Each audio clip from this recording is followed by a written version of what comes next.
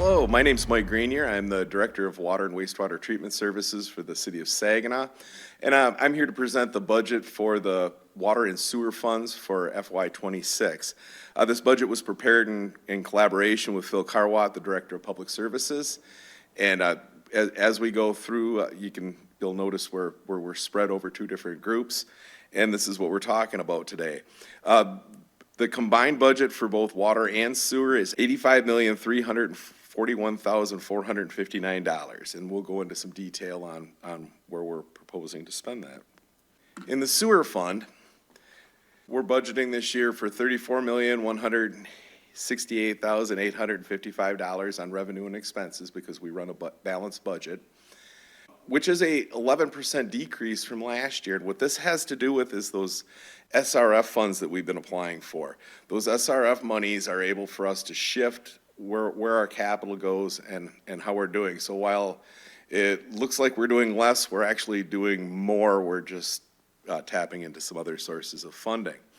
Other things that are this budget, both budgets actually, are tied into is the 2024 rate study, which set us up for a 3-year rolling rate increases, and the budget is in line with what we're doing there and what our spend downs were planned for.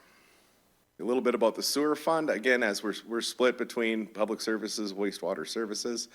So there's an engineering group, meter and maintenance group, public services, those are the folks that are out repairing pipes, cleaning basins, things like that, catch basin cleaning, and then our folks that take the bills that work here at City Hall. On the water wastewater services side, admin, which is my group, process controls, those are the folks that take care of the computers. Treatment and pumping is the treatment plant and associated facilities with that. Asset management's interesting. That's an overall group that puts all of our numbers together, helps us with reporting for state, and actually they play a very large role in the budget preparation. Remote facilities, those are our RTBs, remote treatment basins, that are scattered along the river. If we have a large rain event, the excess stormwater is shunted over to those facilities where it is treated before it's released into the river. Surplus division, which is just where the money is kept, and again, the debt services division was where we pay our bills from. So let's talk about vehicles and trucks and those sort of big things this year. We're looking at about just short of $700,000 in replacements in this. And as most of these vehicles are shared between the water and wastewater funds, they're paid for 50% out of each of the budgets. We're looking for to replace a couple trucks. We're at replacing a 10-yard dump truck, adding a small dump truck, backhoe, and some of the other equipment. And these are mostly done on defined planned schedules. Things are used up, it's time for it to replace it. We have the capacity in the budget to do so, and there you go. Other major purchases that we're planning this year, we do a lot of work with streets because the pipes are in the road. Travis gave a presentation to council here a couple meetings back and went through the construction projects. The ones that are related to the water treatment, wastewater treatment and water treatment are pulled out and highlighted on this slide, and the water and sewer fund are contributing $1.2 million towards that work. Other things that we're working on, we've got a lot of concrete work to do, so we have $200,000 budgeted for that. And sewer lining, which is not necessarily new, but we've been going into that deeper and deeper. Instead of digging up an old line and replacing it, you slide a liner in there, it essentially gets baked in place, and you end up with a structural, viable, essentially new sewer line inside the old line. And what that does is we don't have to dig up roads at that point in time, dropping the cost of this kind of work by a lot. To highlight some things that we're looking down the road, right now we've got $40 million worth of state revolving funds that should be coming to council at the end of May, I believe, or first meeting in June. Provided the state accepts all our ideas, that's a 5-year program for $40 million on the sewer side. Right now, and that's why you'll see, well, hey, Mike, you don't have the projects with the SRF funding inside the budget. That's because we budget for what we know. When we pull those, when you approve those funds and approve our SRF request, we'll go ahead and then add those funds coming in and back out of the budget again. Other big things that we've got going on is a multi-year rehabilitation of those remote treatment basins. Those some significant costs. There's 7 basins. The worst one's got about $30 million worth of repairs that needs to be done to it, and we'll start nibbling away on that and adding it to our SRF asks. The other ones are in better shape, but maybe total another $30 million to bring those all back up to snuff. So lots going on, lots of big plans. We've been looking at congressional earmarks, SRF project plans. We retain a consultant to help us with those, and we're pre-approved for $39 million last year. So it's working so far. On the water fund, again, because we run balanced budgets, we're budgeting $51,172,604, both in revenue and expenses for the water fund. Again, this is a joint fund between public services and the water and wastewater services. Just a little bit on the water fund, we're looking at a decrease, which we'll talk about again, and it has to do with capital being moved around for those projects. And the one thing for you to keep in mind, we have a beautiful old water treatment plant, but the key word here is old. That's been operating since September 29, 1929. We're coming up on our 100th year anniversary. You'll hear me talk about a study of a treatment plant and what the path forward that we're going to recommend for you guys to evaluate, lay that at you and let you make the decision on which way we're going to jump. There's 411 miles of distribution main in the city that our crews take care of. These are the laterals, they're the big mains, and that's how the water gets to the people's houses, hydrants, all that kind of good stuff. So a lot going on that you can see, say with a beautiful water plant, and a lot going on that you can't see that's underground. This year we're asking for just over $51 million, which is a 17% decrease over last year. And again, this gets into the SRF monies and how we've been able to shift funding around. So we're doing less, but from different funds is how that breaks down. You know, water fund's made up of several different divisions. I'm not going to go through them all. It's very similar to what we have on the other side of the house on sewer. Bigger groups take more money, treatment plants, treatment pumpage, and then the maintenance and service are the other big players inside this group. Right now, I'm going to talk a little bit about the lead service line program. We're in our 7th year for this program. There's a charge on everybody's bill of just under $7 a month that pays for one replacement to your water line through the life of the program, which we're estimating to be 20 to 25 years total. Right now, the federal government has just dropped the time that we have to change those water lines to 10 years. The last time I talked to Tony Felino, before this went into effect, we were on an 11-year glide path anyway. So we'll just tighten that up a little bit, and we should not have a single problem meeting that deadline. The other things that are going on with the lead service line program is last October, we turned in our confirmed lead service line inventory, and Saginaw took a very aggressive posture on that, and what we ended up doing was actually digging or using a vac truck to suck a hole into the ground and checked each and every one of those lines. So we can tell you that we know exactly how many are in the ground, and I've got that on a different slide, and I'll give you that number. But we've received $5 million over 3 years from the Drinking Water State Revolving Fund for this project. The 26 ask also had another $5 million in that. We're both contracting out contracting out work to change those lead service lines, as well as having our city crews work on that. So major purchases out of the water fund, since these things are split, that's just short of $1 million, $810,000. Some of these are shared. Water plant is looking to replace a truck. It's time for a new mower, and our lab people need a new vehicle. Sometimes people will question, do you need a 4-wheel drive? No, we don't need a 3/4 ton 4-wheel drive, but we are a utility in the state of Michigan. We go out, rain, shine, snow, all of that to do our sampling, so those folks need something that's good and sticky on the road. So that I'll get questions on that sometimes. And that's why the water plant's looking at a little SUV for those lab people. The road work coincides with that you've already seen inside the wastewater budget.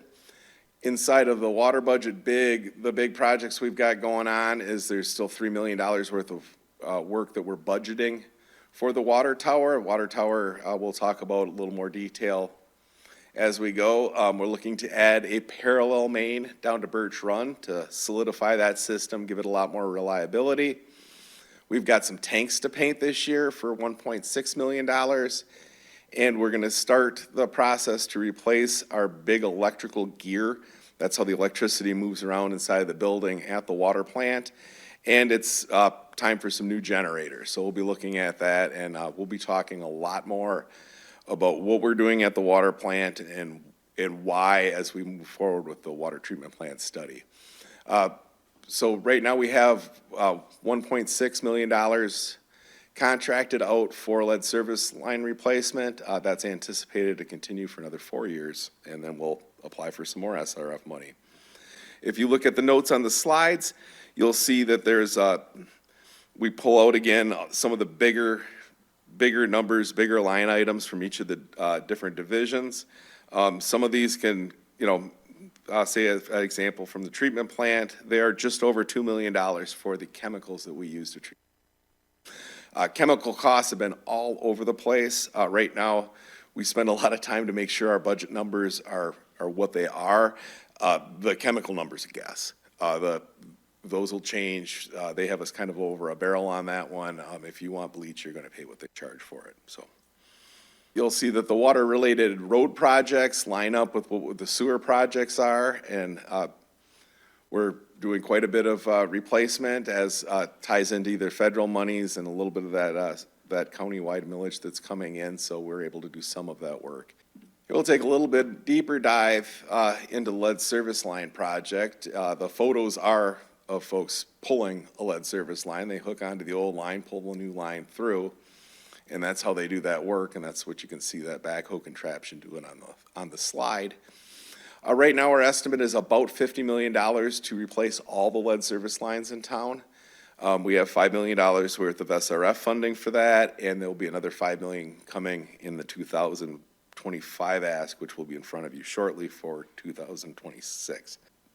We submitted our complete distribution system materials inventory to Eagle, and there are 26,822 lead service lines inside the city. We're replacing those at a very good clip and are very comfortable that we'll hit all our deadlines. Big things that are going on at the treatment plant and things to look forward on is last spring we secured $500,000 for studies. The big study is a study of the treatment plant. Again, that building will be 100 years old in 29. So that's a look at the current facility. What should we be looking at? There's a reason, well, they don't build them pretty like that anymore, but they don't build them like that anymore for some actual treatment reasons as well. The big one being common walls between treatment units. State doesn't like that. If there was some sort of crack or penetration between the walls, then you'd get mixing of untreated and treated water, and that's not good. So we brought an engineering firm in. They're looking at the things that we need to upgrade. How can we upgrade them? We are just starting to get some of the preliminary reports and are looking to present on that at a citywide meeting here in June. The treatment plant bones, the actual structure, is actually in very good shape. They overbuilt things back in the day and did a very nice job. So the actual bones of the treatment plant are in very good shape. It'll be eliminating some of those places where the pipes run next to each other, the walls run next to each other, and then are there things that we should be doing to set us up for regulation in the future? So that's a lot of what's being looked at. And then our options. So what I want to be able to do is come to council, say, hey, it's going to be this $1 million to go ahead and bring that treatment plant up to where we want it to be. And then what are your alternatives? Should we build a different treatment plant somewhere? Is that cheaper? Does that make more sense? So that's what the engineers will be ciphering through for us. Other studies that we have going on, optimization of the plants, because we should be making the best water we can with the facilities that we have. So that's what that study is for. We're looking at do we need to add capacity to the western side of the system with some of the growth that's going on over there? And then we've got our reliability study that is due. That's every 10 years, I believe, report that we have to give the state, and that just looks at our overall system, where our vulnerabilities are, and what we should be doing about it. Talked about the tower a little bit last night. That photo is from yesterday. What's going on right now is they are welding the steel bowl together. That'll go on for another probably month of welding. They'll paint that bowl and then raise it all the way to the top of the pedestal there. So that project is still ongoing. That's a $17.2 million project for a 3 million gallon storage tank. And we received $15 million grant from the state of Michigan for that. People ask, well, why do you need a water tower? Right now we have about 5 to 7 minutes to get pumps back on if we have a big power outage. With the tower, that turns into 2 to 3 hours, worst case in the summer, quite a bit longer in the winter when everybody's not watering their grass.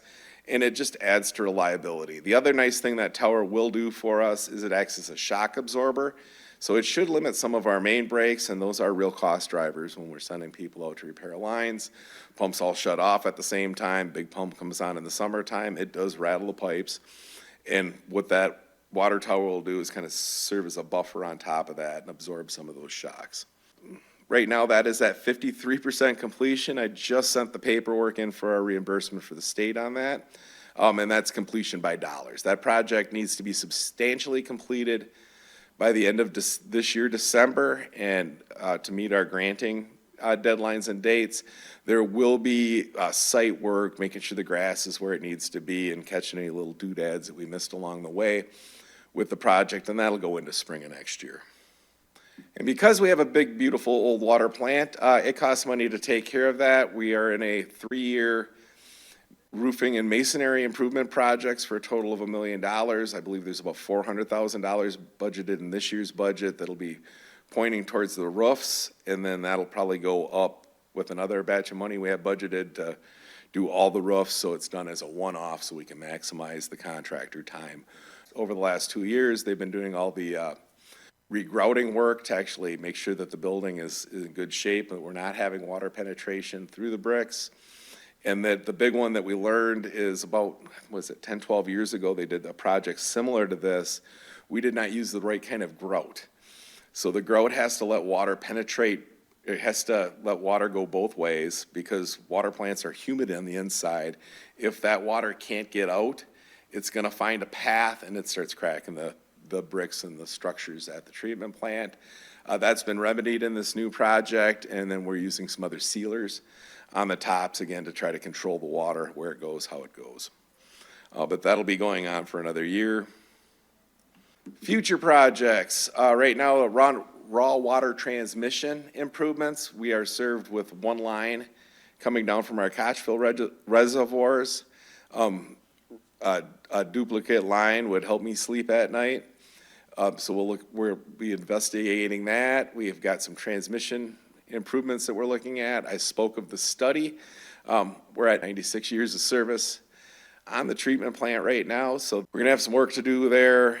We'll be involving the public, stakeholders, and then obviously council, so you guys have what you need to go ahead and give us the direction on which way you'd like us to go. Always out there looking to upgrade the system. The last set of SRF asks to give you an idea of how old some of our pipe is in the system. We had 1885 pipe on our last state revolving fund to ask, and that's a long time. Age is not necessarily the best indicator that a pipe needs to get replaced, but at 140 years, 30 years, however you want to do the math, that pipe does not owe the City of Saginaw anything, and it's time to go ahead and get it replaced. When we look at projects, and this is on both sides of the pipe, so where do we want to be for level of service? So that's, hey, are we meeting permit? Are we meeting our regulations? Are we keeping the water out of people's basements? You know, when you turn your tap on, does the water come on? Those are the things that we're looking at, and then how do we get there? We're also looking at resiliency and redundancy. That's why I talk about that redundant supply line. Last night at council, Councilman Ostash asked about the duplicate line across the river. While we do a nice job of taking care of our stuff, things break, weird things happen, things get old. Having those duplicates, make it so that you flush your toilet, that goes away, you turn the tap on, water comes out. That is our goal. That's what we're looking at. Protect the water system, so we are always looking to make sure that how we maintain our pressures, which is what the water tower is for, how we look at our chlorine residuals. There's a data science project that'll be starting at the water treatment plant to start looking at that and getting a better handle on what's going on out in the distribution system. And then anytime that we're looking at anything, we're looking at the cost. Is it worth the money of doing right now? And then what will be the rate impacts? Our whole world is built around that rate study. It'd be nice for me to come and tell you that, oh no, there's not going to be a rate increase, or oh, somehow we figured out how to cut rates. That's just not how the world works. Steel always increases in price, chemicals increase in price, our labor increases in price. So we have to cover those. What we want to make sure we're doing is that you have just a nice, gentle, 3%, 4%, 6%, whatever inflation is, adder that's going on to those rates. That's not a large ask for our customers. That way we're not coming back to you and saying, hey, I need to raise rates by 40% or some crazy number like that.